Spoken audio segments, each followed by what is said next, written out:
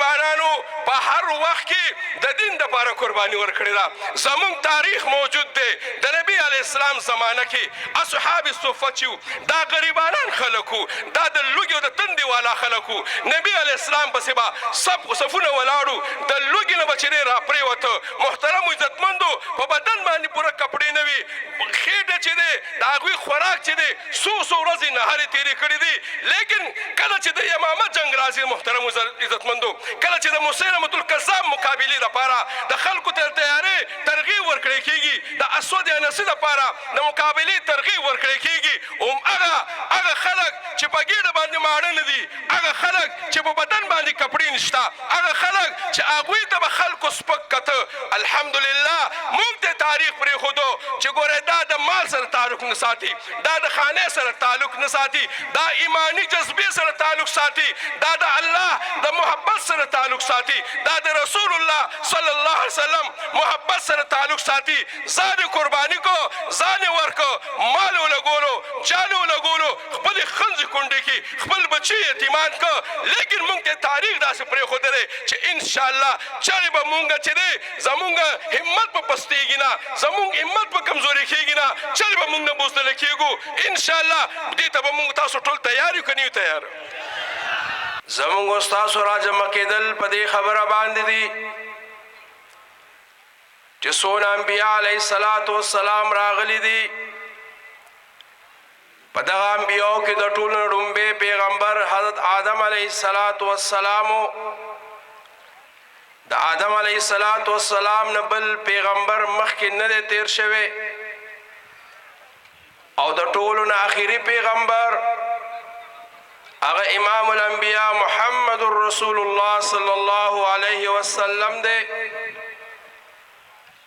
دا د هر مسلمان نارینه او زنانه عقیده ده، لکه څنګه چې د آدم علیه السلام نه مخکې پیغمبر نه دی تیر شوی. دنیا ته چې راغلی دی ټولو لومبنی پیغمبر آدم علیه السلام دی، د هغه نه مخکې پیغمبر نه دی تیر شوی. همدغه شان د محمد رسول الله صلی الله علیه وسلم نه پس چې دی بل نوی پیغمبر نشته دی. عیسی علیه السلام که راځي هغه به هم د نبي علیه السلام د شریعت او د دین چې دی پرچار کوي، او دې ته ویلی شي د ختم نبوت عقیده. د ختم نبوت عقیده دا د ایمان یو ډیر اهم جز دی.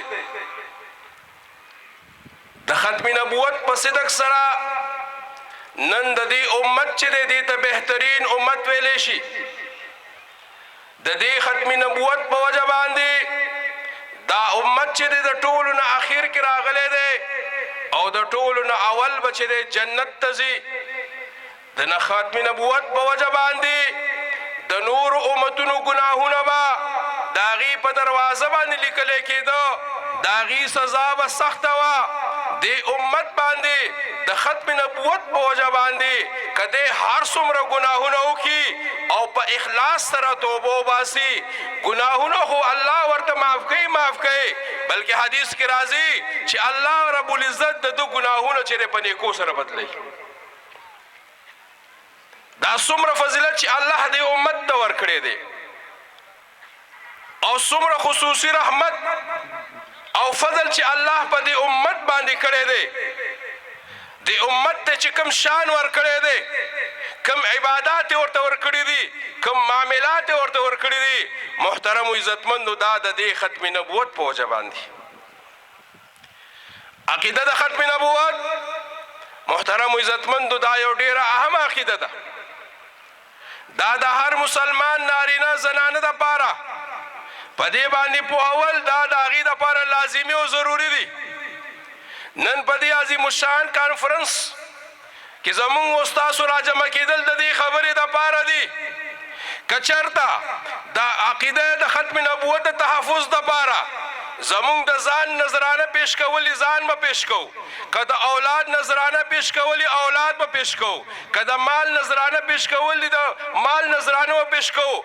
که چېرته د خپل هر څیز نه چې لاس وینځل وي او د دې عقیدې تحفظ پې کېږي، مونږ به انشاءالله د خپل ځان نه، د خپل مال نه، د خپل جان نه، د خپل اولاد نه، بلکې د هر څه نه به ورتېر یو، لیکن د عقیده تحفظ ختم نبوت چې دې تحفظ به کوو انشاءالله.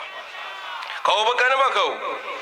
نور دی تاسو داسې یخ ناست یې، پکار ده چې لږ نور هم ګرم وي، خو بیخي داسې یخ ناست یې، لږ غوندې اواز ورکوئ. انشاءالله کوو به که نه به کوو؟ که د مال ضرورت پیښ شي مال به ورکوو انشاءالله.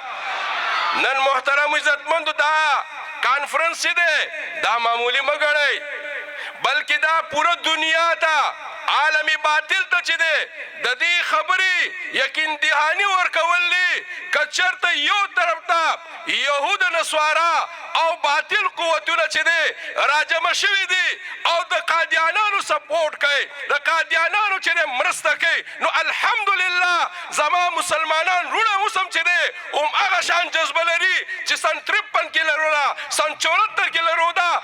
انشاءالله هماغه جذبه ده د قادیاني څنګه چې الله پاک د دې علاقې نه ورکو، انشاءالله دې دنیا نه به یې ورکو انشاءالله.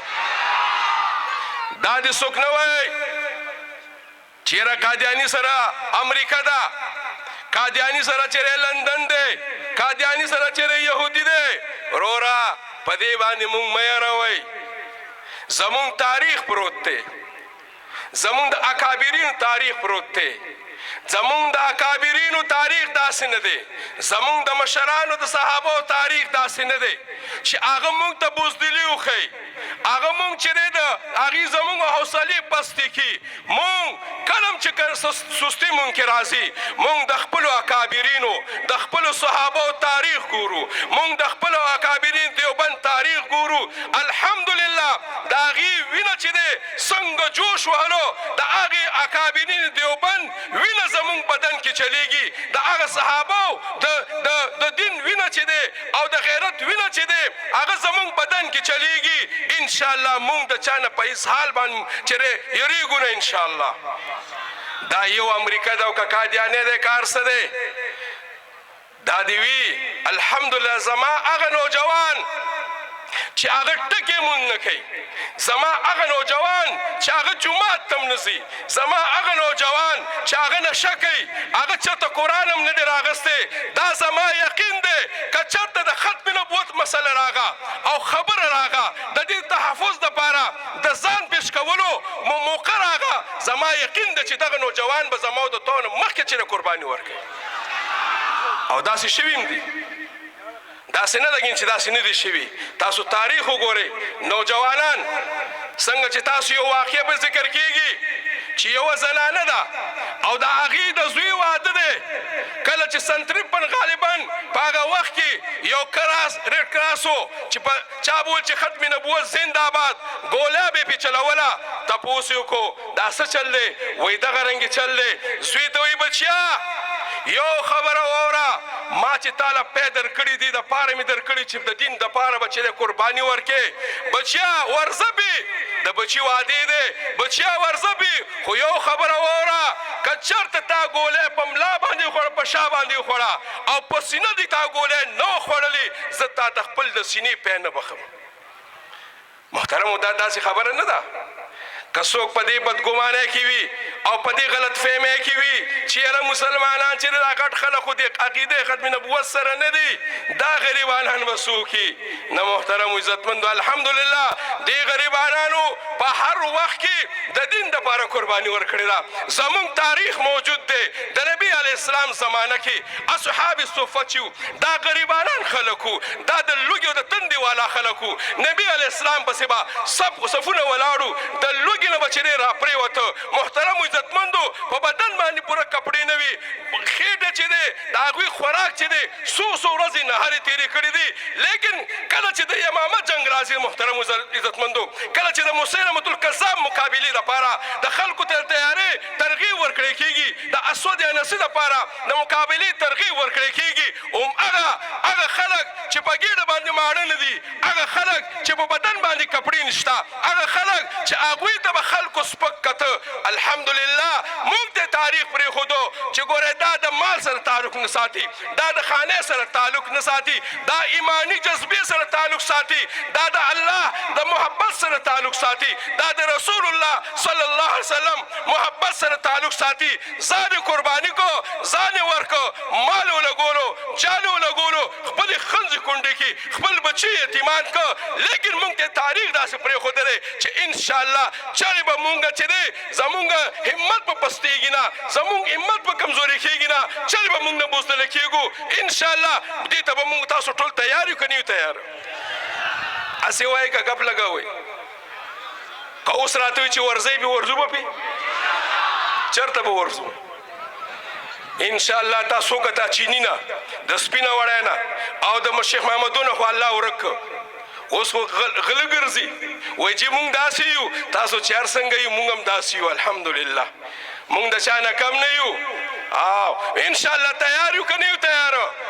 او دا مجلس تر کومه پورې اخره پورې به انشاءالله دې مجلس کې کینو. یقینا نن به محمد رسول الله سلم ډېر زیات خوشحاله ځکه تاسو په څونه مجمعي سره څونه په ګډه سره تاسو راغلی محمد رسول الله صلی الله علیه وسلم ته به چې دی فرشتې دا پیغام ورکوي چې ای د الله رسول علیه السلامه تاسو خو دنیا نه تلي، لیکن اوس هم ستاسو امتیانو کې داسې خلک شته دی، داسې دینداره شته دی، ستا باندې عاشقان شته، ستا په ختم نبوت باندې عاشقان شته چې په دې ګرمۍ کې خپل کارونه پرېښي دي او په یو اواز باندې راجمع شوي دي. و آخر دعوانا ان الحمد لله رب العالمین.